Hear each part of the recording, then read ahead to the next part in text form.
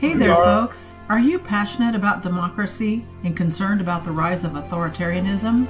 I'm Joanne, Kevin's wife, and I've seen him give everything to this work. That's why Coffee with Democrats matters, lifting up stories, building connections, and keeping democracy strong. So tune in every Tuesday at 7 p.m. for 30 minutes of conversation with elected officials, candidates, and Democratic influencers, only on Coffee with Democrats. So join me in welcoming the Executive Director and host of Coffee with Democrats, my husband, Kevin Dawson. Hey, good afternoon and welcome to Coffee with Democrats. My name is Kevin Dawson. I'm also the Democratic candidate for Labor Commissioner. So welcome to Coffee with Democrats today. We are out at the Teamsters Union Hall on West Reno here in Oklahoma City. We're reporting live and we're going to be coming to you here for a couple of hours. And so just share this with as many people as you can. Let them know that we're going to be doing this live event. And as we do this, we're going to have interviews with as many people as come through here as we can and talk to them. But a lot of this is just going to be able to share the ambiance and share what's going on the other cameras. So let me turn it around here so you can see what's going on at the watermelon feed. All right, we're back with you here live at the Union Hall. And after yesterday being out in the very extreme hot weather up in Tahlequah, today I'm eating watermelon and enjoying this and getting rehydrated. All right, here's all the scoop here. We are at 886. The Union Hall is local Teamsters Union 886 in Oklahoma City. And we're located at 3528 West Reno Avenue here in Oklahoma City. So please come by. We've got plenty of watermelon back here. Candidates are starting to show up, so we're going to be doing some interviews here in a little bit. Spread the word to people and let them know that we're on. All right. Well, good to see you again. Such a good friend. We need to stop doing these things like this by accident. We need to plan more in advance, don't we? Yeah. I'm short on planning in advance. Hey, before we get started, tell me a little bit about what you and other candidates have been doing this week. Just kind of run through your list. This has been. I'm trying to remember all the things we've done. So I'm just finishing up my Route 66 tour on my side. Jim and I yesterday, we were together at one of the hottest events in the state. We were both up at Tahlequah with Dogs with Democrats. We were up there with so many different candidates. I know that Jasmine was there. We talked to both Jim and Jasmine. They both gave speeches. We had Chris Weir was one of the hosts that was up there. We also had some other people that were. I'm trying to remember. Hannah Cole, who's running for the House District. Aaron Brewer was there representing ODP. We had Rosie Lynch. Thank you very much. Rosie was there from Okmulgee, and she's so much dynamite with her. I love her to death. And who else, Jim, was up there that I'm missing? Chris Weir, got him, and Hannah Cole, and I think that's possibly all of them. Anyhow, if I'm scatterbrained, it seems like every day just kind of blends into the next. Mm-hmm. So like I said, we're just finishing up our Route 66 tour. We're going to just start doing local events for a little while, and then we're going to go on our next tour is going to be Northwest tour on George 9 Northwest tour going up to Woodward and Guyman and all the counties up there. So we're gonna concentrate on the western half through August of the state, and we've also got an idea of trying to do something in a couple of weeks, riding Amtrak down to Ardmore and trying to get something going down there where we can get several counties together in that area. So look for more things as they develop. But I can tell you this: every day is just like a blur. We're just one day runs into the next, and there's so much windshield time. 77 counties, you think you're going to be able to count them on one hand or two and all your feet and toes, but it's a big state. Yes, it is. And getting to all of the people is a statewide race. It's such a fun experience. it's just time consuming. I don't regret any of it. I'm enjoying it. I'm having the time of my life right now. So that's what I'm doing as far as labor commissioner. And I know that the other candidates, when I meet up with them, we're all having a blast. And the camaraderie that we're having is just something amazing. And I'm really proud of that. So let's talk a little bit more about you and what you're doing with the Disability Federation. Okay, so I will talk about that really quick, but I do want to mention that the energy is palpable, and you can see the cooperation and the camaraderie between the candidates. And I know a lot of these events are coordinated between multiple counties, Right. And there are multiple candidates working together to show up at things and do things together. And so this level of cooperation and initiative from the base up is amazing, and I believe that's the kind of energy that we need. And so I want to thank CD5 and Oklahoma County for co-hosting this with us. I also want to thank Joe Dorman is our generous donor of the Rest Springs watermelon, which are great, are they not? Let's see, who else? I'll think of, my ride or die. My husband is one of the most amazing people. It doesn't matter what I'm doing, he's right there 110% or more helping. So he's amazing. So the disability, thank you. So the Disability Federation is it's been authorized by the Constitution and the bylaws for several years, actually since 2017. It hasn't really been very active. However, several legislatures, one of which is Ellen Hefner, Right. who helped organize the first annual ADA Disability March this morning. And so, and then there's a couple of other ones, but Ellen Hefner is really a major organizer. She's also been having sessions, where she invites people in to listen, and panels. And so I feel like that there is an opportunity for us to have more visibility. The disability community is not visible to people. And there are people in our communities that have disabilities that you cannot tell that they do. But at this time in history, the disability community is under direct and sustained attack from multiple directions. And so we do need we need allyship and support, and we need visibility, and that's what I'm working on doing. And so again, I'm going to thank you because you came off the road and you didn't hesitate to do this. We're trying to do something new, a new format, because a lot of times the disability community does not feel comfortable coming out into the public because they don't know if it's going to be accommodating for them or if it's going to be a welcoming environment. And those are things that we need to change. So by doing this format, I'm able, and our federation is able to reach our intended audience, which is the disability community, because we want them to see us and see that we represent them, but we also want them to see our Democratic candidates, because we believe our Democratic candidates are our best hope in the future, and we need to get them elected. So we work on that. There you go. And so we have a dual purpose. We're reaching out, but then we're drawing in, but we have to do things in such a way is to make it welcoming and accommodating for our community. And so I appreciate everyone that came out tonight and all of the good friends. Let's see, my good friend, now my brain went dead.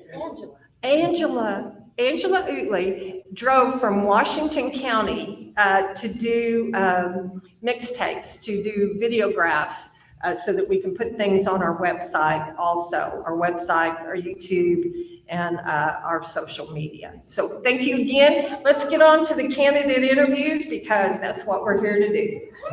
Well, thank you. And again, let's give a round of applause for Robert and her husband for putting this on, getting it organized, and putting everything together. When you look at the atmosphere out here, it's just amazing. You know, we're set up with all these tables. They've got, tablecloths on them. We've got this wonderful studio area up here set up for doing these interviews. It was very well thought out, and I want to appreciate everything that Barbara has done for the Disability Federation. So we're going to start with Travis is going to be our next candidate up here, our first candidate. So how we're going to do this is we're going to give everybody equal time. I think about 10 minutes is going to be the time limit that we're going to look at. So if you come up and give us a 10-minute speech about your campaign, and then that gives us an idea of, Jim can plan on serving more watermelon for at least the next 30 minutes before he has to be up here. And then we'll get him up here as well. So, and he's got an apron on too, give him time to shed that apron and get up here in his gear. So, all right. Hey, appreciate you being here, Travis. My pleasure. It's great to have you here. Talk to us about your campaign. Campaign's going awesome. This is my first go around representing District 82. That's West Edmond, Deer Creek, 8th Ward, Oklahoma City, and Putnam City.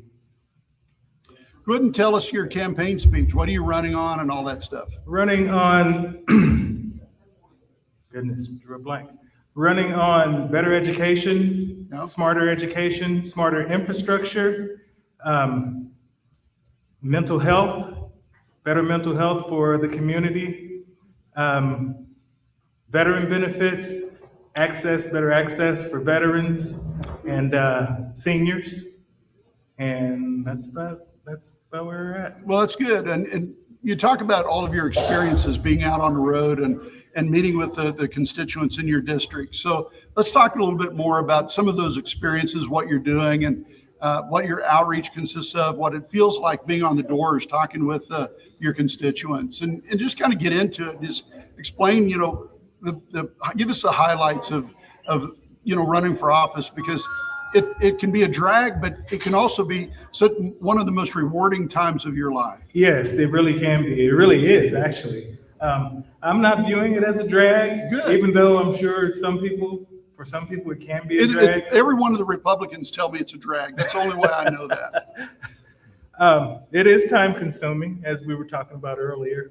I love it though. We get out there, we meet the people.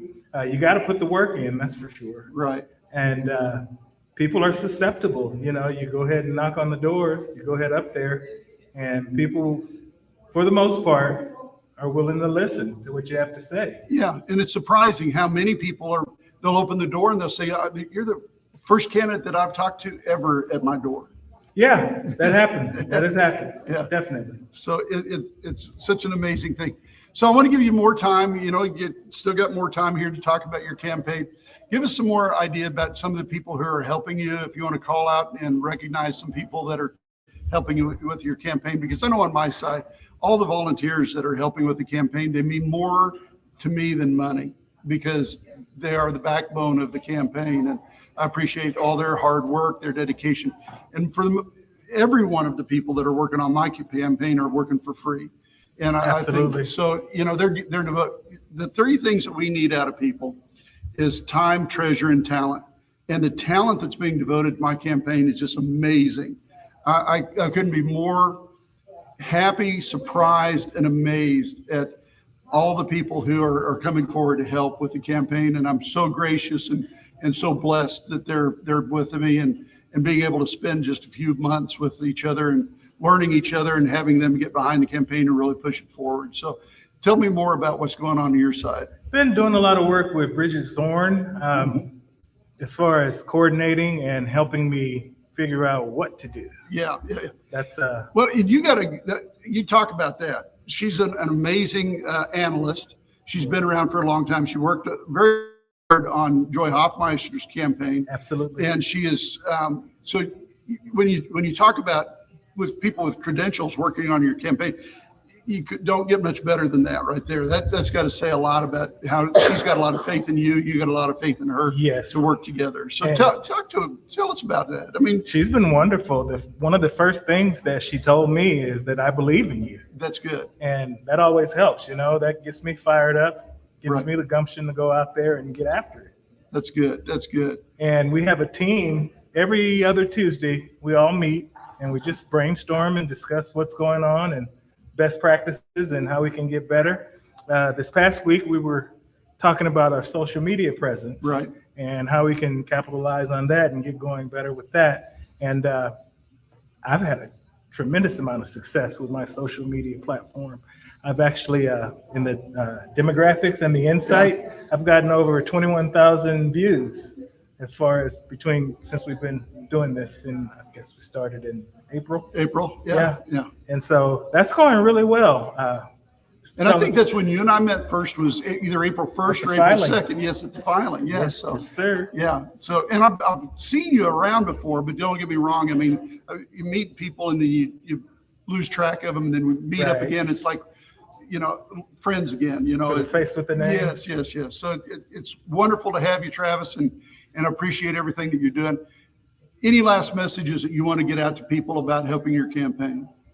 Just anything you can do, whatever you can do, whether it's just passing the name on, knocking doors, and in addition, doing your best in your own campaign.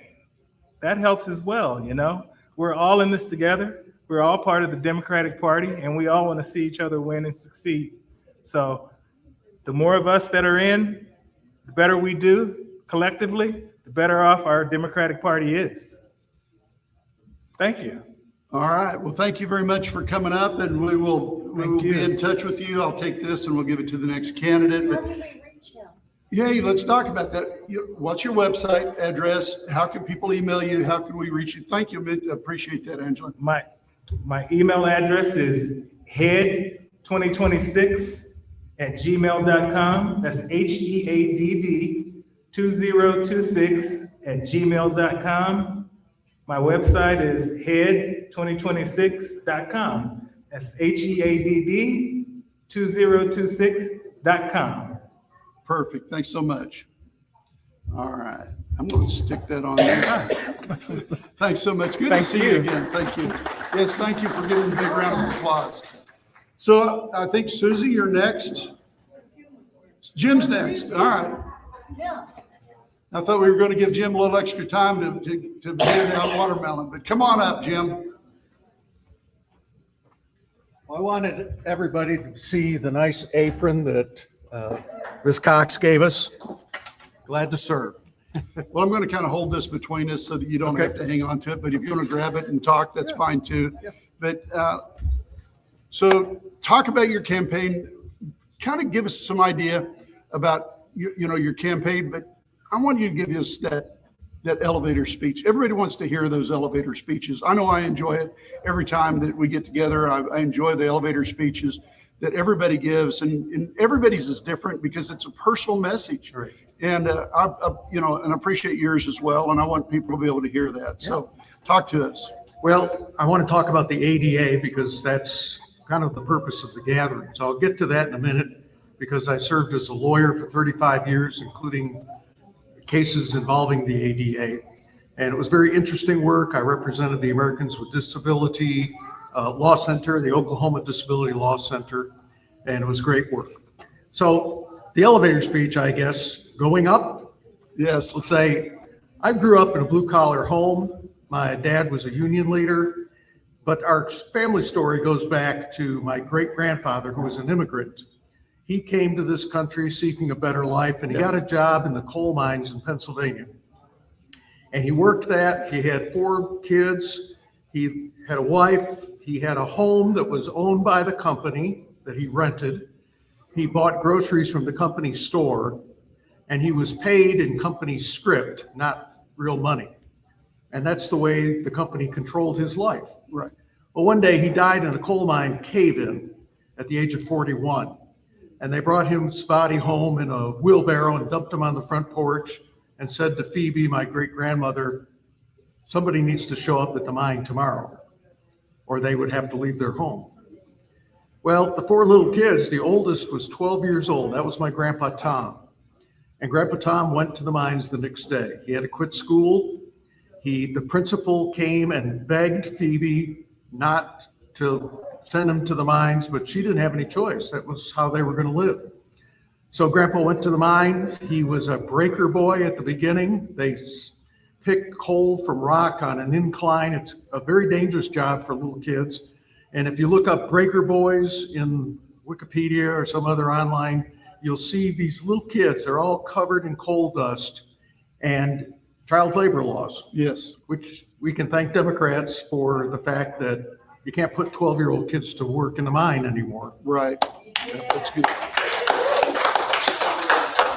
So Grandpa went to the coal mines, and he was a miner for many, many years, got what they call mining papers that allowed him to work down there. He was also the guy that took the canary down in the mine before anybody else went to make sure there wasn't a gas leak somewhere. If the canary died, that means, okay, we're not working today. So Grandpa broke his leg in the mine. There was no OSHA, there was no workers' comp, no insurance. He walked with a limp for the rest of his life and died at the age of 55 of black lung disease. My dad was in World War II, and while he was over in Europe fighting, Grandpa and Grandma and 2 other siblings of my dad moved so that they could get a factory job, because my grandpa did not want my dad coming back to the mines. And so that's what he did. He got a factory job. Dad got a factory job. He became a union leader. And it was a great story of the American climb to the top. You know, great grandpa built us a little platform on which Grandpa could build. And then Grandpa built a little platform on which my dad could build. And then my dad built a little platform on which I could build. And I was the first person to go to college in my family. And then I went on to law school. And when I went to law school and graduated, my dad kind of stuck his finger in my chest and he said, "Don't forget where you came from. And don't think just because you put a white shirt and a tie on, that makes you a Republican." Right. So I never did forget. And I hear my dad's words in my ears often. Don't forget where you came from. So my campaign is all about, let's bring America together. We've had enough of the division, of the arguing, the bickering, the finger pointing. That's what we see in Washington. And they're not, for the most part, not solving problems that are facing people every day. Right. There's an exception to that, and we ought to praise them when they do something right. Tim Scott, who's a very conservative Republican from South Carolina, in the U.S. Senate, and Elizabeth Warren, who's a very progressive Democrat from Massachusetts, got together on a bill to solve the housing crisis. Right. And it doesn't completely cure it, but it's a big step. And they were able to rally both sides of the aisle for that. And that's the kind of action that we need in Congress. That's what I've done all my life through the law, through my nonprofit leadership work.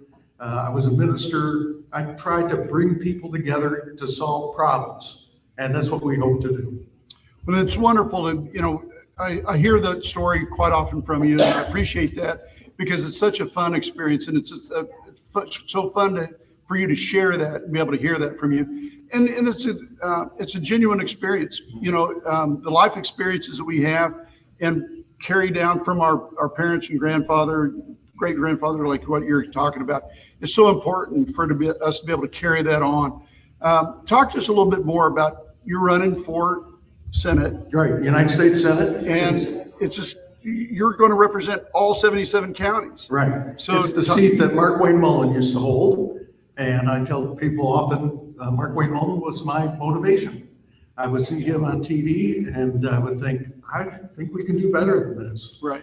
And so I think we've got to start working together and find common ground. That's, as a mediator in law cases, that was my job. You come into a room and there's people that have sued each other and they're mad, and you couldn't find 2 people more far apart than people that have sued each other, unless you go to Congress. And my job was to help them find common ground. And I think we can do that, but sometimes we have to fight. We had a bully in our 6th grade class, and he was abusing some girls, and I finally had to stand up to him. I had to fight him. And, I was a little scared because he was so big, I couldn't even reach his face. And I told my dad the night before I was supposed to fight this kid, I said, Dad, I don't know how to fight him. I can't even reach his face to hit him. Dad said, can you reach his stomach? I said, well, yeah, it's eye level. And he goes, well, just keep hitting him in the stomach until he bends over. And then when he bends over, hit him in the face. So that's what I did. And the teachers broke it up after probably, 5 minutes. And we were sent to the principal's office. We sat next to each other. This always, I thought was funny. They take 2 kids that had just been fighting and they put them in chairs next to each other in the principal's office. And I didn't think the fight was out of both of us at that point, but he leans over to me and he says, that was a pretty good fight, priest. I didn't know you had it in you. But that's what you have to do sometimes with bullies, is stand up to them. And that's who we have in the White House. We've got to have a Congress that will step up to the plate and say, that's enough. You don't have the authority to impose tariffs. You don't have the authority to bomb Iran without a declaration of war from Congress. And we need to make sure that the American government returns to a balance of the executive, the legislative, and the judicial branches. So did that guy ever learn from that fight? Did he ever bully people after that you know of? I don't know. He kind of became a friend. We're like pals and buddies, but he would speak to me in the hallways and that sort of thing. He never gave me any trouble again. There you go. And I think that's what you have to do with bullies. Let me say a quick word about the Americans with Disabilities Act, because it's such an important statute. And again, it's the day we're celebrating here. 1990, this law was signed into law by the first President Bush. And a bipartisan coalition came together. There were a few naysayers, some business interests didn't want it. They said, oh, it's going to cost too much money. There were some other groups that didn't want to cover people that had HIV. And that's sad, but the bipartisanship overcame all that opposition. Right. And it's been improved over the years. And I used to teach seminars about the ADA, and I would say it's not only to stop discrimination. The ADA is unique. It's unlike Title VII that covers race, religion, national origin. It covers people with disabilities or perceived disabilities. If you get treated different because people think you have a disability and treat you that way, and it puts on businesses the requirement that they provide accommodations. So I would always say the ADA is kind of like a 2-step dance. Do accommodate, don't discriminate. Right. And so you have to take affirmative action to help people do the job. And sometimes that's hard to navigate, but so you got to work. The ADA calls for what they call an interactive process, where you sit down with a person and say, okay, you have a disability. Let's say you're in a wheelchair, and part of your job responsibility is to bring the mail upstairs every day, and we don't have an elevator. So how are you going to do that? Well, they may not be able to do that, but is that a central part of their job? And if it's not, then you have to carve that out. And I, as the boss, have to go downstairs and get my own mail. Right. And that's what it takes. It takes thinking outside the box and thinking of the other person first. So I applaud President Bush for doing that. His son, George Bush, signed some amendments that improved it. And it's a good law that people understand they need to comply with. But it was a bipartisan law. Too. Yes. Yeah. So, yeah, we give credit where credit's due, but we also have to give credit to everybody that was involved in that too. So, where are you going next? What's your next plans in this next week? Well, Tuesday evening, we're having a meet and greet fundraiser at the home of Elaine Hobson in Norman, and everybody's invited. You can come. Elaine has been very gracious to open her home, and Cal Hobson, former Senate president, will also be there. and a number of different people are hosting. So that's Thursday, on Tuesday. And then next Thursday, I'm going to Washington County. And next Tuesday, I have another fundraiser here in Oklahoma City, being sponsored by David High, an attorney here in town. So I spend my time trying to raise money and trying to meet people and answer questions. That's kind of my job description. Right. And that's so important right now because, again, time, talent, and treasure, you have to work on those all the time. And I think one of the most important things for us candidates right now, because of the extreme amount of funds that are being funneled into the other party, corporate interests, billionaires who don't want to lose, they'll spend hundreds of millions of dollars to help this candidate so that they don't have to pay another penny in taxes. Mm-hmm. But our way of fighting that is through social media. We have to get everybody on social media engaged. And that's the one thing that not just social media, email, everything that we can do electronically to share our message among our family, our friends, our colleagues, our neighbors, the people in our congregation, at church. We have to get that information out however we can, because that's going to be the way that we win this race, because not everybody, you're going to probably get some really good donations after the 25th if you win. And then after that point, you'll be able to get that money to be able to use that for media buys. But most of us down ballot are not going to do that. Yeah. Yeah. And it's so important for us to be able to have that structure of everybody being part of this fight. It's not just, Kevin Dawson and Jim Priest that's in this fight. We may be out there with our name on the ballot, but every single person that's out there who wants to vote and wants to support us, they need to do more than just vote. They need to get behind us and actually start sharing our content. It's great when people give us a thumbs up whenever we put something out. Yeah, we know that people are seeing us when they do that, but what really matters is that share. Yeah. Every single time a person shares, then hundreds of people see that beyond our own content and what we can get out to. Yeah, and Kevin's very good at every place we stop. He talks about this sharing thing.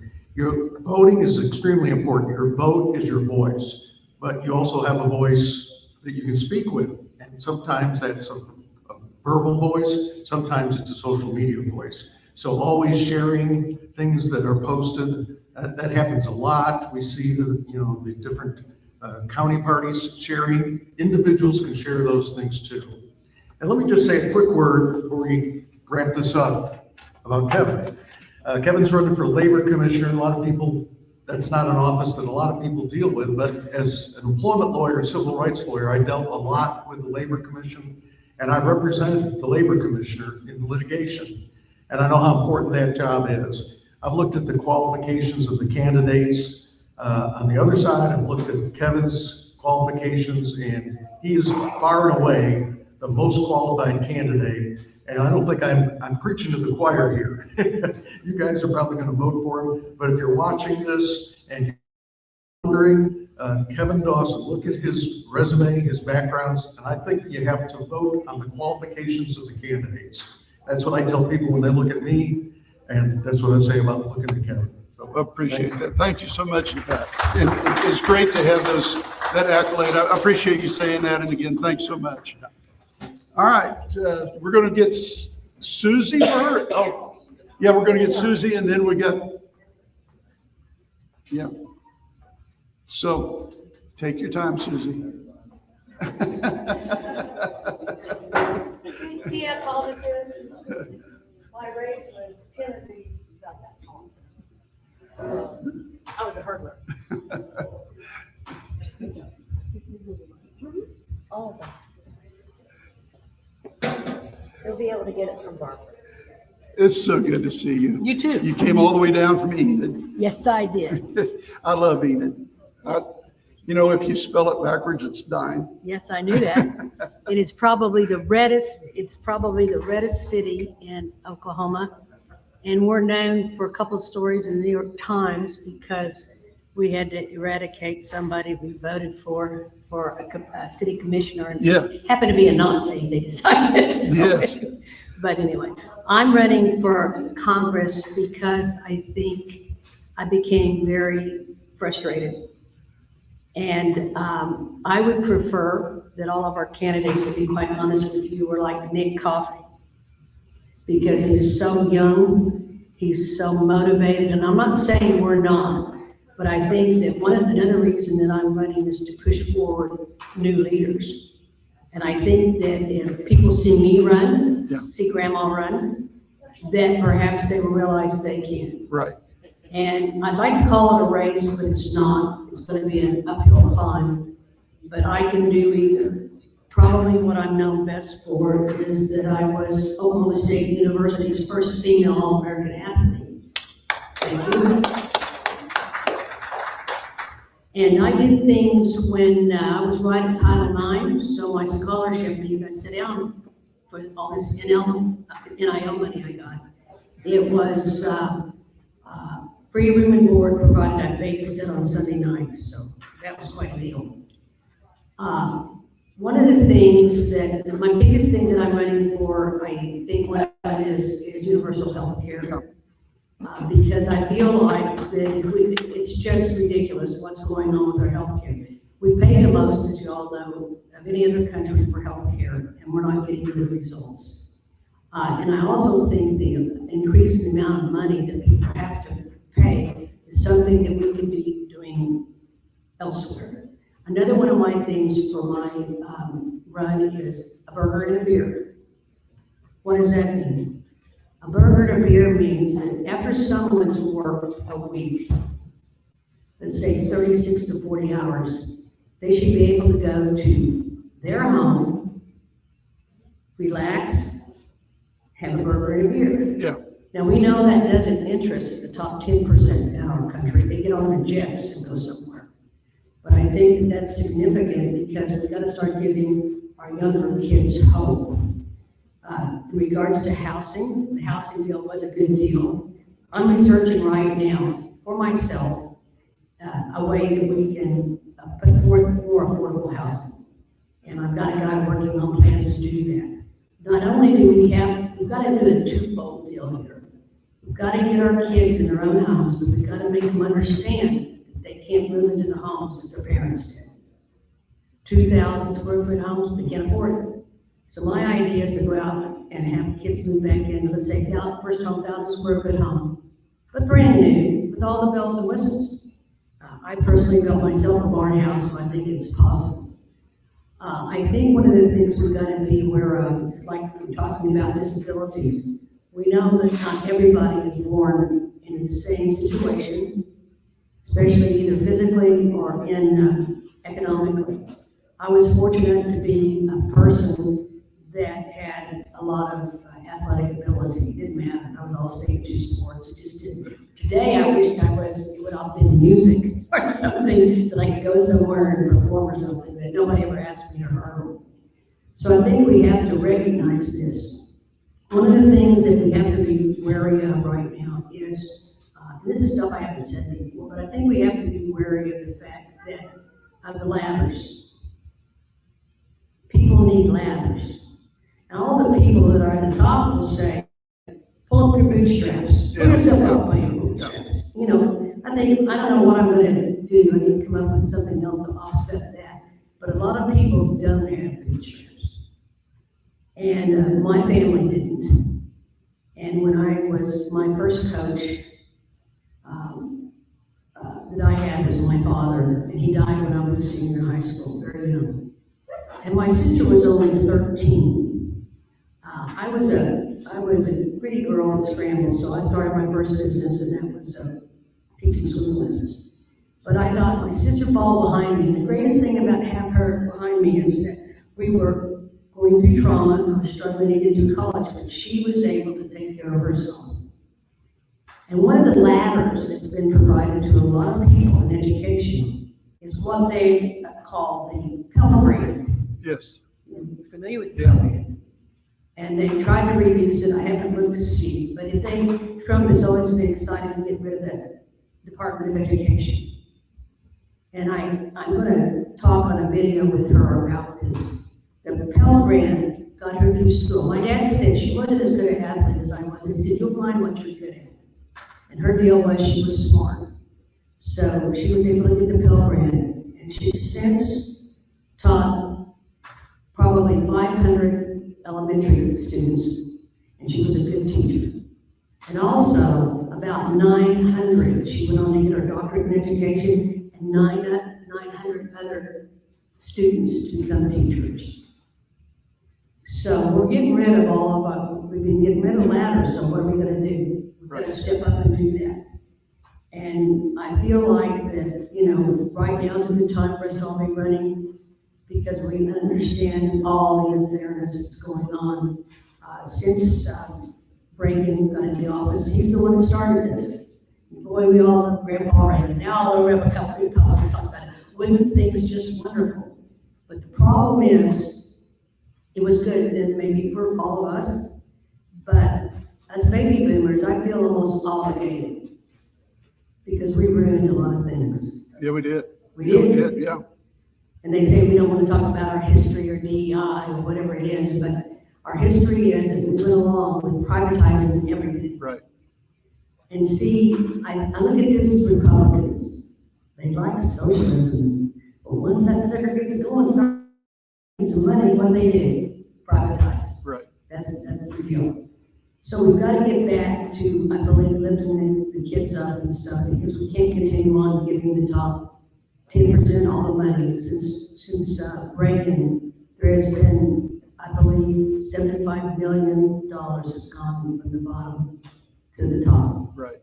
And the other thing, they are known for this. If you want to know simply what happened, it was called trickle Trickle-down economics now. and trickle-down economics, and we'll talk about Mr. Bush 1 again.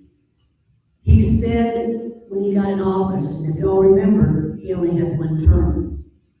He said trickle-down economics is nonsense, and we need to tax some of these people. Right. Was he elected again? No. But he was telling the truth. And I'm just going to end this by saying, there's this little gal, I don't know if any of you guys saw her or not, but I started following this little gal named Kelsey, I believe it's Finland. She's the gal that just this late summer rode her boat from California to Hawaii. Right. And I watched all of her little clips, and sometimes remember one time she got in the water, I think she was depressed. She put a tight rope on herself and she jumped into the water. I don't know how she got all that salt off of her later, but she said, I thought I needed to be revitalized. And it was towards the beginning. And I don't know if I'm sure all of you face a little of what I've faced. It's hard. I felt alone. The Democrat Party needs to be better in Oklahoma. And we've got enough people running right now. We have to support each other. And whether all of us win or not, we've got to start this enthusiasm and move it forward. Right. And I watched her, and there'd be a day when she said, oh, I got this wall up behind me, and oh, I was pushed forward so much faster. And at the end, she started worrying about, what am I going to do now? What am I going to do next? Yeah. I mean, she was rowing, and thinking, wait, 45 days she rowed. And it's not your little rowboat. It had a place underneath it. And she was protected. And at one point, she talked to a boat way off. They go, hey, we see you. How long have you been there? And they were foreign. But the night she pulled into Hawaii, Honolulu, she was done. And she said after everybody, there was a lot more people there than she thought. She went into a coat closet in the door. She said she had to sit there for a minute because she had been 45 days without anybody. But this is what she said, and all of us need to remember, whether we're running for office or we're helping, is that her deal was everybody needs to find their hard thing. Right. Everybody needs to find their hard thing. My hard thing once was to line up at the Collegiate Nationals in Corvallis, Oregon, one of 8 in the finals, and look either way, and they were all a lot bigger than me, and I was the only one in that race that looked like me. And 100 meters is quick. And there was a girl that was supposed to room with us, and she didn't. And I had 2 other girls that came from Oklahoma running something, and longer distances. And she just kind of blew us off, so to speak. She didn't want to run with us.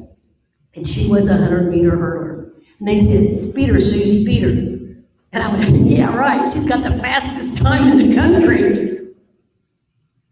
Did I beat her? I did. Good. I'm not going to tell you how.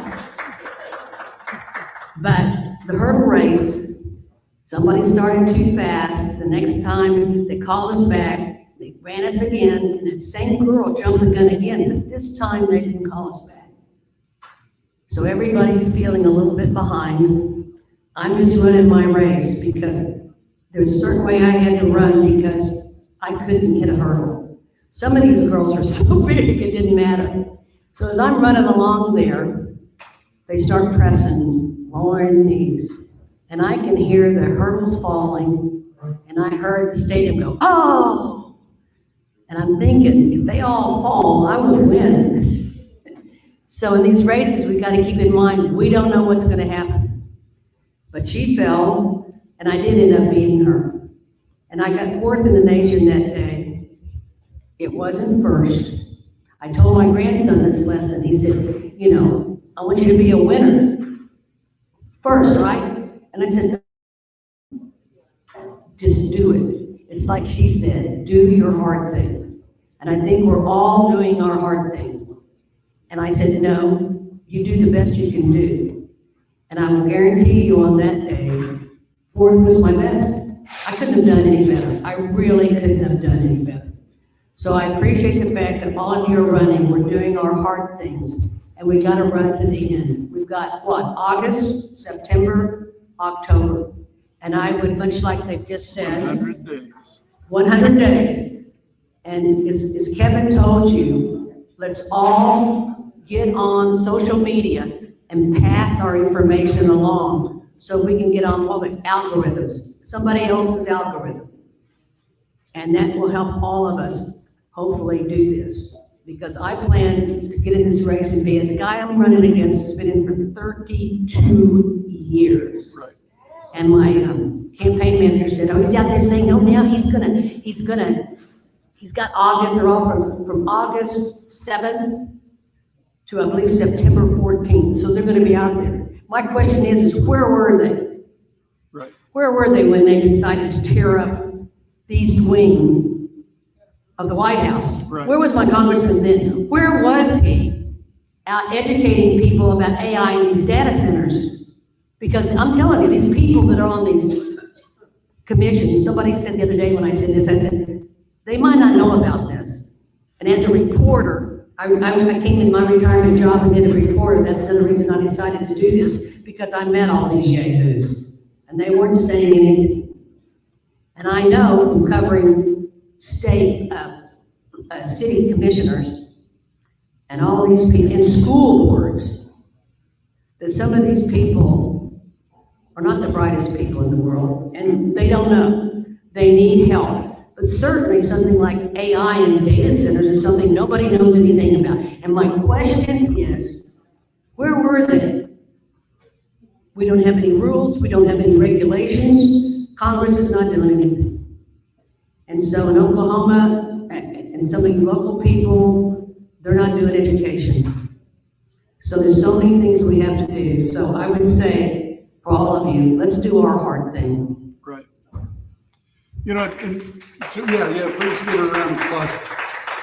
So two things I want to follow up with was, number one, being mentor for the young people. I think that's such a valuable story because that's the same way I feel about it. Hey, speak truth. That's the way it is. I'm an old white guy. It's time for somebody else to take the lead. And if it's a young lady, I'm all for that. I'm ready to get behind somebody and really do that. But I'm good with being that, paving the way for that next person and helping mentor and bring up that next person to give them encouragement to do what we're doing. Second thing is, we talk about these other people and what they want to do and where have they been. And you see on their social media, and you see on their walk cards, they want to cut red tape. Well, in the Department of Labor, I keep asking this question. What red tape are you talking about? Is it the red tape that keeps people safe when they're riding an elevator? Is it the red tape that keeps people safe when they're riding an escalator? Is it the red tape that keeps people safe when they're using biofuels? Is it the red tape that keeps people safe when they're dealing with asbestos or child labor laws or, investigating wage theft? Is that the red tape that they're talking about? Is that what they want to do away with? If that's the environment that they want, then we're looking for anarchy. And that's not what we want in our state. We've got to have qualified people and people like yourself to be able to run this nation, be able to have that voice in our state and say, this is the purpose for us today, and this is what we're going to do for our state and for our constituents. And it's going to be keep people safe and provide prosperity for the future. One of the people that said something about AI and data centers, the best thing I heard came from the public. And I'm going to face it, Republicans have never liked regulation. And they like privatization. They want the money to come in and whatever they have to do. One time, you talk about disabilities. I was a business owner. I've owned over 12 businesses or so. As an owner, as an operator, as a partner. And I went in to start one of the businesses and I had to move that toilet. It was probably less than 3 inches. $3,000. So that's the story you hear from everybody. I had to go do this, I had to do. Didn't think about why, which was really important. But this thing you're talking about, mentoring, my talks, I would like you to get in, regardless of, and I plan to do a good job if I do. I'm a visionary. I'm not a detail person, I guess what with that. But I see a lot of things we need to do. But the thing about it is, we need to get these kids excited. I'm 4 in. If I don't like it, I'm out in 2. Really. I'm typically like a 5-year person before I go to the next job or whatever. But I put on my Facebook that I was doing this and I was wanting to encourage young people to get involved in government. And I had at least 5 or 6 young people get on my Facebook page and said, I'm into that. I would do that. Because right now they're thinking it's worthless. That's why they're not voting. So I think that mentoring thing is really important. Yeah. Well, thank you very much, Susie. It's wonderful to have you come up and have a conversation with us. Yes, please give her a round of applause. Get behind her too, just like she said. Get on her social media. We need to know that before you leave. How can people get in contact with you and follow you on your social media? So come on back and I need you here. I need to get it on the microphone. So go ahead and have a seat. No, I just want to tell you guys that when you run into Republicans, you guys know Sophia Cunningham? Oh, yeah. Ah, you got her? This is what she does when somebody fouls. She goes like this and she's walking and pointing. They get rather upset with her. So tell us how to contact you. What's your social media contact? What is it's just Susie Bird for Congress. I had a Facebook page. I think one of the things I went through was questionable media situation, and now I'm back out. But you can get me Susie Bird on Facebook, Susie Bird for Congress. I'm out there in different places. And I'm also running lots of social media things talking about issues. So appreciate it. Again, thank you very much. I'm like Bob Barker. Come on down.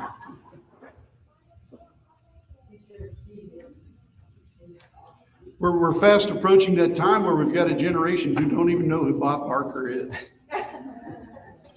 Who? Yeah, you stop that. Go ahead and tell us who you are, what you're running for, and give us your elevator speech. Okay, my name is Kenny Kemper. I'm running for State Senate for Senate District 22. So that's West Edmond, Piedmont, parts of Northwest Oklahoma City, North Yukon. Lots of miles that the district covers, but it's been great. One thing I've noticed is I'm knocking doors. Is people are ready for change. They're tired of the status quo. They're tired of worrying how they're going to pay their bills. They're tired of worrying about the education that their kids are getting right now in public education. as a dad of 3 daughters, that's why I'm running. I'm tired of seeing the Ryan Walters destroying what our state has been building. And, I'm ready just to show them that, just because something is tough and people say that it can't happen doesn't mean that you just quit. You gotta go in, you work hard every day, and you fight for what you believe is right. Tell us more about your campaign. Tell us more about your elevator speech, what your platform is. If you're out knocking on door, you're meeting with 100 people, give us your campaign speech. Okay, so right now, as far as my campaign goes, I'm sitting right around about 3,500 doors. No, that's wonderful. Great job. Appreciate that. I work full time still, so I work currently out at the Air Force Base doing IT work. Good. I have 3 daughters. One that's a sophomore in high school, one that's in 8th grade, and then a 2-year-old. This one that's back there just playing. But we're just for me, it's public education, it's women's health care. One thing I'm hearing a lot on the doors is homeowners insurance. Right. And I think that's something that affects everybody. For me, it's finding those issues that affect the Oklahoma families, not just Democratic families, not just Republican families, but Oklahoma families. And I think that's where the focus needs to be. We need to be focusing on fixing real problems, and that will help everybody, not just part of the state. Yesterday I had a great meet and greet fundraiser up in Edmond at Best of Books, a local indie bookstore that I'm a big proponent of. Had a great turnout, and people came out and enjoyed themselves, and got some great word out, talking to folks, and looking for. I like finding events like this as well, where when it's 100 degrees outside, I can be inside talking to folks when it's in air conditioning. Right. I'm with you. It was out yesterday. I believe it was 100, but it felt like 115. I believe it was yesterday. Yeah. So it was it was a fun event. It was a great event. With Dogs with Dems, but.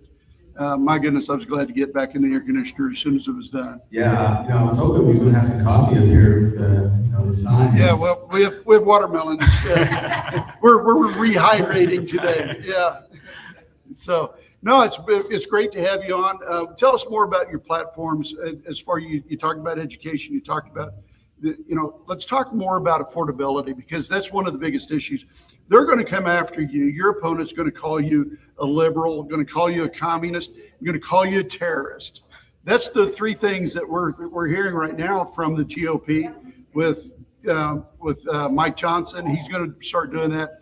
So, what is your argument about affordability when people bring that up, and how you want to talk about how affordability really matters in this, because we've had the same legislature in the state of Oklahoma for over 2 decades, and for 2 decades we've seen our affordability decline and our expenses go up. Yeah, even you just look at the state question that we just recently had. When minimum wage hasn't been changed in, I think they said, was it 2009? Right. Time.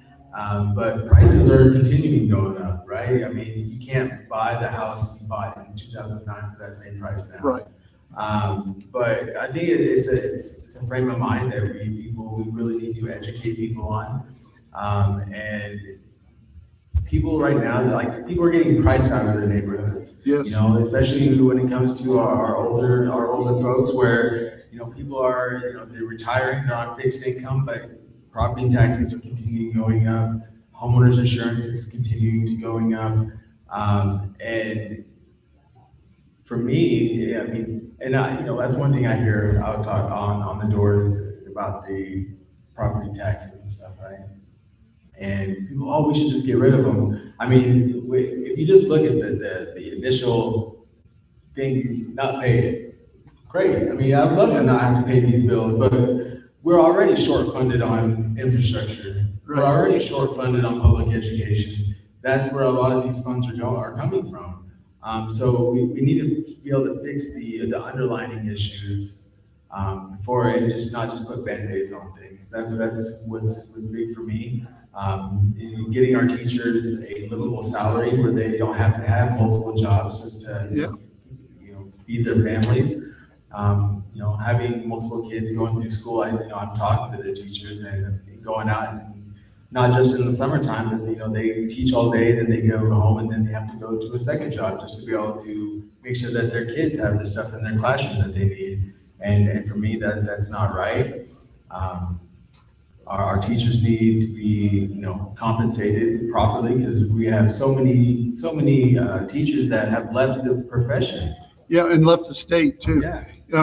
Craig McVeigh was so good at articulating the message about, we don't have a shortage of teachers in Oklahoma.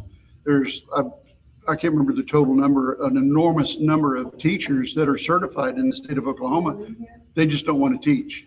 Yeah. They're tired of being in that environment and underpaid, underappreciated, and constantly being down, talked down to by parents.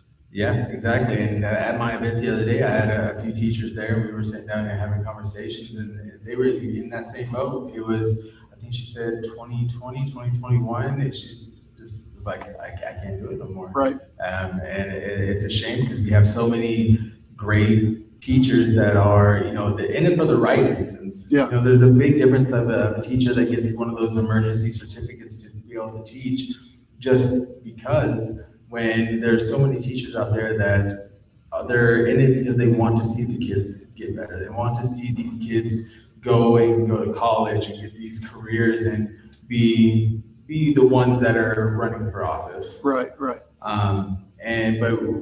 the way that we're going right now, like Oklahoma is, we're not setting ourselves up for the future. And that's where it comes down to. We need voter turnout that reflects the change that we want to see. And in order to do that, it's going to take everybody. It's going to be word of mouth, sharing on social media, and just talking to folks and making sure that we are, being able to spread the word and get everybody out there, because we can't do it alone. As candidates, it takes everybody.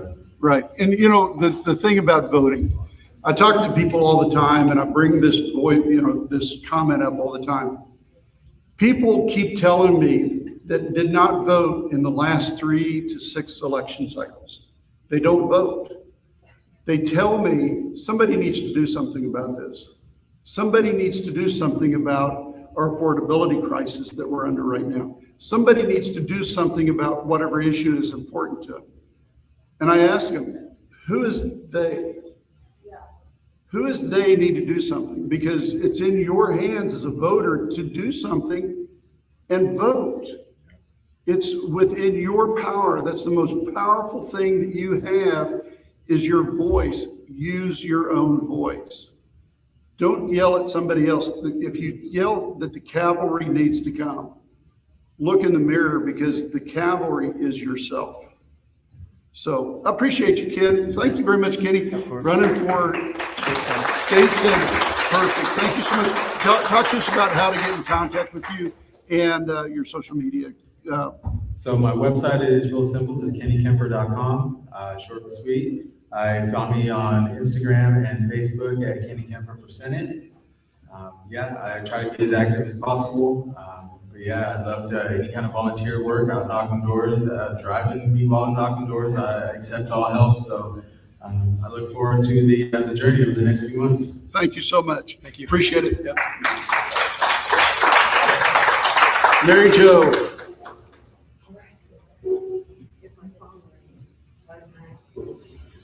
Kevin, do you want me to say something at the end? Yeah. If you're stuck. Yeah, sure. Yep, we can do that. In fact, after you and I talk, Barbara would like to Oh, connect with you again. okay. Do I need to put my glasses? No, you don't. No. So Oh, do I hold this? you do, or if you want me to hold it, I I'll hold it. don't, Yeah, I you got usually it. tend to take control. You take control, Mary Jo, take control. That's why you're the chair of CD5, right? Thank you. So Yes, we I got am. Mary Jo with us, chair of the CD5. Talk to us a little bit. You're not a candidate, but you support the candidates every single day. And I love that about your campaign or your office that you hold. You're so supportive, and I really appreciate that. So talk to us about what you're doing, the candidates that are really, kind of, I know it's going to be hard for you to remember all of them, but talk about the ones that just kind of are more memorable, and the ones that even the ones that. remember every single one. Well, you're better than me because I couldn't even remember Jim's name until he came up here and showed me on his name tag. So, Well, let's do it this way. There are 19 House District candidates throughout CD5. And there are 18 House District races. There are 5 Senate races within CD5. And so that number, along with the 7 statewide candidates, as well as the federal, and we've got a runoff in the federal for the U.S. Senate, and you've already spoken with Jim Priest just now. Where's the camera? Do I need to make eye contact? Right up here. Okay, hi, how are you? And the other federal, of course, is the Congressional, Gina Nelson, who fortunately was able to secure the nomination and move forward to the general election. So we have close to 30 races that we're watching and monitoring within CD5 right now. When I came into this role, and again, as a volunteer, about a year ago, we started taking a look at where we were with activities, who's engaged, who's not, who's having regular monthly meetings. And there are different philosophies, I would say, about how to engage voters and keep people active within the Democratic Party. To keep it on a very positive note, we have actually got officers in all 6 counties, Good. which are included within CD5. All are part of 3 of them are sliced up, thank you for the gerrymandering, as well as 3 whole contiguous counties that are involved. We have a number of issues from urban to deep rural. Yeah. And we also have a diversity on ethnic lines, racial lines, and we are responsible definitely to the disability community as well as the LGBTQ community. And Right. excuse me for slurring that, LGBTQ, too much watermelon in my system right now. Anyway. We need to get you back out on the doorstep, dehydrate you. Dehydrate. That was, actually, I don't even do the doors. I drive. Okay. I drive. Debbie Hope down here and I drive all the time. And I think Barbara does too. Yes, if there's an acknowledgement. But what we're recognizing is that among the CD chairs, the congressional chairs within the Oklahoma Democratic Party, we're looking at a very thin layer of officers that try to address what is happening with our party, how we can communicate and make sure that people between the leadership and the staff, as well as the grassroots, are able to depend on the resources that are being developed literally daily at ODP, and getting information out, supporting registration, voter registration. But here's my mantra, folks, it's not just voter registration. We have voter registration, education, vote. Right. There may be other steps in there, but right now, that's all my brain can handle. Right now, we need to be talking about supporting all the candidates, Right. working with whatever we have. We may not have much money, but right now, we're also discovering sometimes money doesn't do the job. That's exactly right. So what we're looking for is commitment and people who continue to stay with the program. So that's kind of it in a nutshell. Yes. So looking at the other side, they just, on the governor race, on the other side, Charles McCall, look how much money that guy spent. Yes, I love it. And he I thought that was great. he went so far, and spent so many millions of dollars. And then you got a guy down there in Tuttle that couldn't hardly get $100,000, and he's now got a GoFundMe account now to help get himself out of debt. But he beat Charles McCall, who was the first year when they said, when the first poll came out, the first year, he was going to be the next governor of Oklahoma, according to that poll. Really? Really? and he is out. Yeah. So, Yeah. I love that when you brought that up. So, Yeah, I think we have to remember, there's a balance, and, that balance is non-negotiable, frankly. right, yeah, We have to work with folks who, sometimes we may not always agree 100% with each other. I think that's characteristic of the Democratic Party. but you know what? That's I really do. characteristic of Oklahoma, though, right? That's Oklahoma in a nutshell. Didn't we have some socialist roots back in the 30s? Oh, sure we did. Sure we did. So, yeah, we've got quite a few things to contend with. We are literally down to, what, a month out from the runoff? Yeah, Oh, is that 25th, right? the Okay, 25th. yeah, we're less than a month out Yeah. from that. And here's the other thing, folks, we cannot ignore the state questions. Please educate yourself about the 2 state questions that are coming up in the August runoff. Me personally, I don't have to be neutral about this. Vote no. Right, right. Okay? Vote no. Gee, I mean, come on, folks, let's get a grip here. But the ones in November, find opportunities to educate yourself about the questions that are coming up in November, which are 845 and 847. Right. And they're very strategically placed by the Republican majority. So they're trying to lay the groundwork for the inevitability, they think, of continuing to run, the state, the country, without any kind of input from us. Right. I've been around the horn a couple of times, I think you have too. Yeah. And I'm just not taking this laying down. Right, right. And I inspire everyone who's listening to this and who's part of this celebration here today. Don't take it laying down, folks. We can't do that. Right. Any other questions? That's perfect. Thank you so much, Thank Mary you. Jo. Appreciate it. Appreciate it. Thanks, Kevin. Yes, thank you.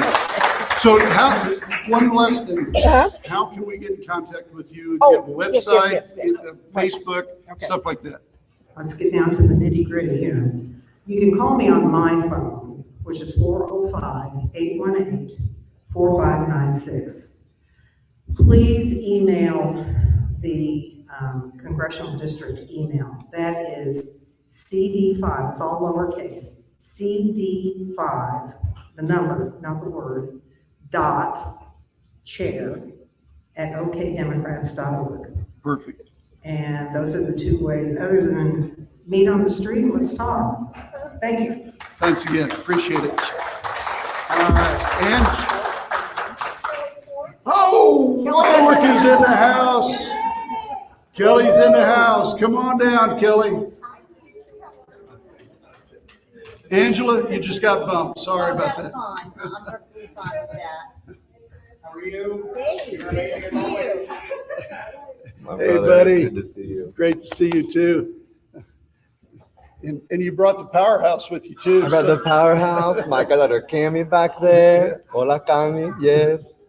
So I'm going to hand this to you. Okay. And wow, what a wonderful way to end this Coffee with Democrat. We've still got to get back on here. Yeah. We're going to get Barbara on here. But the great thing is you were able to make it. Thank you for being able to make it down here to the Disability Federation Watermelon Feed. You've been out there hitting the ground and running hard. I see you all the time on social media. You got to come down here and rehydrate with some watermelon. So I'm going to. I was just talking with Mr. Priest. I said right after this. I'm going to have some sandia, some good watermelon. So great to have you in the house with us. Talk to us about your campaign. Talk to us about what you got coming up next, and give us that wonderful speech that you give all the time at all of your big events. Give us that same elevator speech, and talk to us about what you're doing. Well, it has been one of the most enjoyable moments of my life and such a humbling experience to get to do this, you know? And so this campaign trail has allowed me to meet so many incredible people and to learn from people with different cultures, different languages, different backgrounds, different experiences that really bleed into this role of Lieutenant Governor. So you want the whole little speech? Right? Well, that's 10 minutes. Okay, wait, shit. Only 10 minutes, right? Keep it short. No, we'll keep it short. Most everyone in this room I've been able to meet and get to know, but I imagine there are some other people that don't necessarily know who I am. So I am from Tulsa, Oklahoma originally, and I grew up between Skiatook and Broken Arrow. Came from a divorced family, and so I was back and forth every other weekend, and 2 weeks in June and 2 weeks in August, and dropped off at 11:59 on Christmas Eve to be with my mom on Christmas Day. One of those lived experiences that many families experience sometimes. But my grandparents, throughout all of that, they're the ones who raised me for the majority of my life there in Broken Arrow. And service was just always, literally, the through line of all that we would do all the time. So we would volunteer with Meals on Wheels. We would perform in the Red Web Review to help with cerebral palsy. We were in the AIDS Follies, ambassadors at Tulsa International Airport, just anywhere where we could serve. And my papa, he also served for 44 years in the Oklahoma National Guard and the United States Air Force. My father served, my mom served. It's just been service throughout everything that we've done in life. And so growing up, my grandparents, and again, some of you know this, but they decided to put me into private school. So I also went to this Lutheran school, a Baptist school, a Catholic school, a non-denominational high school where I was senior class chaplain, a Methodist university, and then a Nazarene university for a doctorate. And Kiki would always say, you've got to get to heaven somehow, like hopefully. So I take all these experiences, and then growing up also, I was just sure that I was going to be this dancing bilingual veterinarian. I loved animals, I loved to dance, I loved to travel, and lo and behold, I realized I love animals, I just don't like to do surgery on animals. So I got the bilingual part down, I got the dance part down, and traveling, working here at Frontier City as a singer and a dancer, that also took me to Miami to perform magic, Cairo, Egypt to perform magic, Hershey Park, Branson, Missouri with Debbie Boone. Just so many great experiences. And then there I was on a Royal Caribbean cruise line as a singer and a dancer. And it was in between the cruise ship contracts that I found myself being a permanent substitute teacher for Spanish in middle school. And I am mature enough to do the job and immature enough to still laugh. And had a great time with middle school children. And then I went back on the cruise ship, came back, and that's whenever I had what I consider my very first real teaching job. And that was at a local middle school, and it was 6th through 8th grade, all self-contained, 11 countries and 9 languages represented with newcomer students. And some of them were also refugee students as well.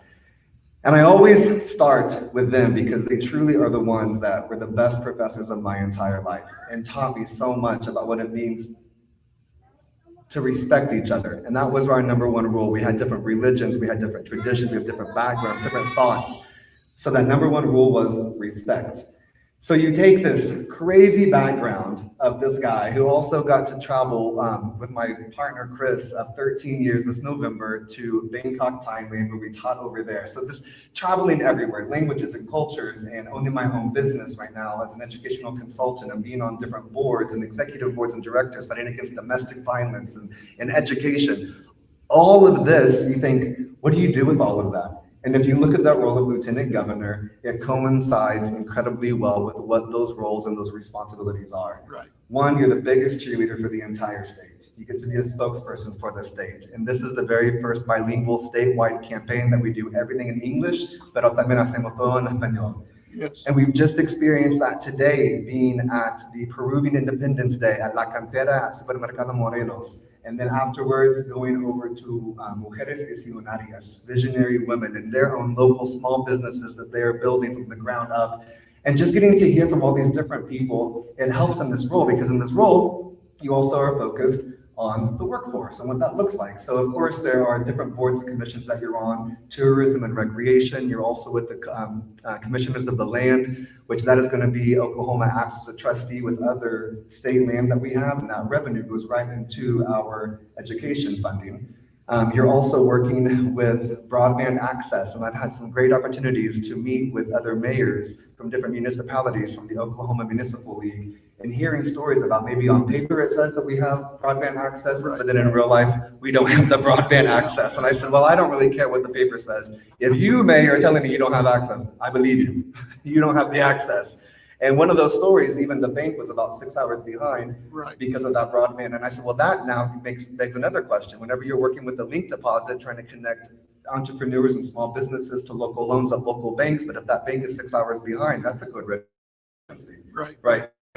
And so there's different aspects and avenues that the lieutenant governor gets to do to help convene people, bring people together, and have a really big focus on different issues that we have, which we know with my background, there's a big focus on education. You have to have a strong educational system to be able to help get the employers and the employees that we need for our future. And also a big focus on our healthcare system, making sure that we can really consider what does this look like for someone who's going to be a servant leader on 23rd and Lincoln. To be considerate about what our Maslow's needs are, to make sure that we have our basic needs met, we have a roof over our head, that we have a place where we feel like we actually can belong, that we can thrive and not just survive, and that I can start to better myself and who I am, to self-actualize, to give back to our community. So it's really trying to change the conversation about what this is and what this looks like as we bring people together to help elevate the voices of Oklahomans to best serve Oklahomans. Period. End of story.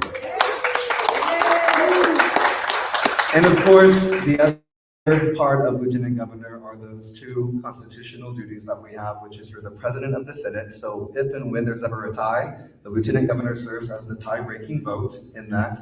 And then the other is that we have this as something unique in Oklahoma, where the duties and the responsibilities are actually bestowed upon the lieutenant governor whenever our future governor, Munson perhaps, is not here in the state. But then that person has that responsibility as well. So I'm really excited about this. I come from just a very diverse upbringing and background, with my dad having been the Republican mayor. I know that you don't put a letter by your name whenever you run for mayor, but Republican mayor of Skiatook, and him also serving on the city council for 16 years. My grandparents through and through Democrats growing up. But I say that because it's important. The lieutenant governor has a very unique role in the aspect of where they get to work in the legislative branch, but also the executive branch, because you have that direct connection and conversation with the governor, while at the same time you're working with the Senate. And also being able to have conversations with some of the other representatives. So it's important for someone that can come in to actually be here for all of Oklahoma. That's right. And we have our own guardrails, and I respect that, I understand that, but it's really important that we start to have healing communication, kinder conversations. It doesn't mean being weak. It means maintaining the integrity of what we have, again, to be the best people that are going to be able to serve our state in the best way possible, based on what the people need here in our state. Absolutely. And being visionary at the same time. Well, that's wonderful. And where are you going next this week? You got anything highlighted? Next, I'm going home. This is the fourth event of the day, but it's been absolutely really fantastic. It's you all out here that energize me. It's the people that are watching that energize me. Whenever I meet you, I'm telling you, I want to say just thank you, because of the warmth and the smiles and the excitement and the conversations that I get to have, and the necessary pushback sometimes, because I believe that iron sharpens iron. So I want to hear different points of views, but truly, whenever I'm with the people, that's what really energizes me. The next event that I can think of off the top of my head right now, we're going to be somewhere, will be August 6th. It'll be an event in Tulsa at Wompa, and there is an incredible chef who is going to, who is going to serve up some incredible food for us. And then, but I know, and then there's another big event at the end of August, but there's many small events where we're showing up. Go to Forbes for Oklahoma, spelled out F-O-R, Forbes for Oklahoma.com. And we will have, there's links on there for all social media platforms, and we list everywhere where we're going all of the time. And I feel like, and this is, yes, thank you. I knew there was something I could not remember. Sallisaw coming up. So on the 30th, there'll be an education conference here in Oklahoma City. Then we're going to be at the parade in Sallisaw, and then afterwards we will be in Fort Coffee, Oklahoma, having some really exciting, good conversations over there as well. So we're traveling all over this great state. Well, if you're available on the 29th in Tulsa this Wednesday, I'm having my rally for labor at the Good Cause Brewery that we were just at just a few days ago. So it's Wednesday for a rally for my campaign. I'd love to have you there, but I know you're busy. Everybody is just, we're all of us are trying so desperately to get in front of as many people as we can, because we know what's happening. We know that there's this other machine over there that's got this cha-ching behind them all the time. But, we don't care about that, because all is get in front of people and crisscrossing the state, meeting as many people as we can. We talk about sharing social media all the time. Hey, Chris, you're fantastic, buddy. You are absolutely amazing. I could not do this without him. Yes. Your social media is probably one of the best. So I appreciate you guys. You guys are killing it. And it goes back to what we talk about on your social media. Get the shares. The thumbs up makes you feel good. But the share is what gets the people to engaged. And not only that, and I practice this, and I know that I'm confident, I know from conversations, our other candidates and everyone in this room who tries so hard to help support us all the time, we're talking about each other everywhere we go. That's so right. Just because you're not with me there, people still know about Kevin Dawson. That's wonderful. This is what we're doing all of the time, making sure that we're uplifting and that we're supporting each other through this process. It's going to take a team, and we have great teammates. We just need everyone to hire these great teammates so we can get to work and do something. So on the statewide side, we got 7 candidates: Cindy Munson, we've got you, we've got Nick Coffey For Attorney General. Yeah. Then you've got for State Superintendent of Public Instruction, Janette Marshall. Then you've got the 3 commissioners. You've got myself, Rhonda Eastman, and Craig McIntyre. To me, it's a dream team. It's the Magnificent Seven. Hey, I think that could be pretty magnificent. Hey, we're going to have to wrap this up pretty quick. I need to get to Barb next, but thank you so much. Hey, it's such a pleasure to have you come on and talk to people. We're going to break this down into segments here, so you're going to be able to share it on your social in a few days. Awesome. Well, hey, thank you all so much. And as I always say, and I mean it, I love you, Oklahoma, more than you even know. So thank you. I got to tell you, you got to tell everybody how to get in contact with you real quick. Yeah. So don't forget that website again. It's Forbes. It's Forbes, Forbes for Oklahoma.com. And again, there are links on the bottom of that website to all social media on Facebook, Instagram, TikTok, Threads, X, hip hops, backflips, all of them, everything. Yeah. So thank you so much. Come follow us. Have fun with us. We're having a great time. I love it. Love it. Thank you. Love being around you. I appreciate too, you. I'm glad to get to be here. Thank you all. Yes.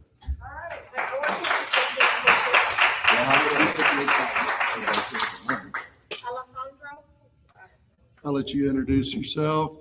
Hey there, everyone. My name is Alex Gavarino. I've been working with the ODP, chairing the Latin Federation here for the state of Oklahoma. Thank you. I'm really hoping that we can continue to work together with the Disability Federation and our other federations to be able to boost our engagement with the public. So thank you so much for having me, Kevin. Well, it's great to have you, and it's great to see your wife and yourself. And the one thing that I keep saying, once we can get out there, we need your help getting in front of the Latino population. Yeah. In Western Oklahoma, we've got to convince a very large portion of the population who are, their parents were immigrants. Yeah. They never had the opportunity to vote, but they themselves will be able to vote. And we need to just encourage them, get out, do what's right for yourself. And we think that it's a Democratic Party that's the one that's going to do the most for you out there. So I thank you. So you're awesome, man. I appreciate everything that you're doing, and thanks for so much. Hey, we got to wrap this up in 5 minutes. We got 5 minutes left. So all right. Thank you so much. Appreciate it, Alex. Okay. So I'm going to carry on with what he introduced, which is that we have 7 federations in the Oklahoma Democratic Party. Each one represents a unique constituency. We have an audience. We are in the process of building electoral power, which means we're speaking to our audience. We're bringing our candidates to that audience, and we're encouraging people to go to the polls. At every one of our events, I have a box with several selections of postcards. If you sign a pledge to send out postcards, just write down the number, sign the pledge, and have people turn out to vote. So I encourage you to sign the pledge before you leave, 5 people, and it doesn't cost any money, other than you'll need to put the postage on there, to encourage them to come out for August 25th. Very important that we turn out the vote for August 25th. This is about building electoral power, not only in our federations, but for our Democratic Party and our Democratic candidates. So we have leftover watermelons. And so what we're going to do is auction those off, and Jim Priest is going to be our auctioneer. And I want to thank him because he stayed as a server the whole time. So I am gifting him this cool watermelon apron that says it's watermelon time in memory of his time serving the Disability Federation. So I'm going to turn this over to you. All right. We're going to have to drop off here. Wait. Watermelons. Yeah, we're going to have to drop this. Let's drop off. Yeah. So everybody, thank you for being here today. Appreciate all of the guests, all of the candidates, everybody who showed up, all the supporters. We're going to wrap this up on Coffee with Democrats. I want to thank everybody who watched this online and who is going to see this online. I appreciate everybody being here with us. So again, this has been the Disability Federation Watermelon Festival that we've had out here. This is the first one. This is the first But annual. we're going to do it Every year. Yeah, so please watch for more Coffee with Democrats segments as we come up. So. Oh, I'm sorry. Our next event is our second annual Soup Social, October the 4th. That's Sunday, October the 4th. That will be a coordination between all of our federations. All right. All right. Appreciate everybody for watching, and thank you. Until the next time, everybody, please be safe.